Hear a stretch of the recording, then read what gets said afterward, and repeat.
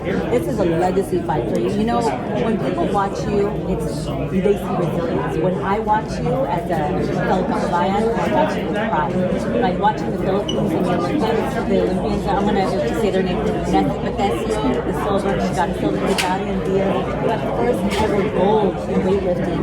And we still have Marcial and Paalam, who lost it. I mean, I'm getting the chills. Look at this. To find out that these are gold medalists in the Olympics all in 1 year. You know what?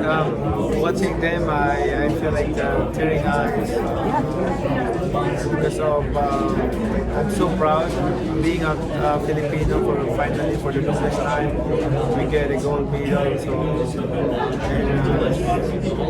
and, silver. I'm so happy. And all to the Olympians that are competing, the rest.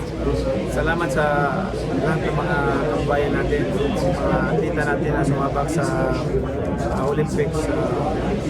Proud. Sumali lang kayo dyan. Proud na ako.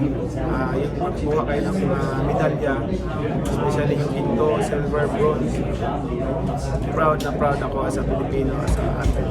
Aram ko yung naramdaman ninyo. Athlete din ako.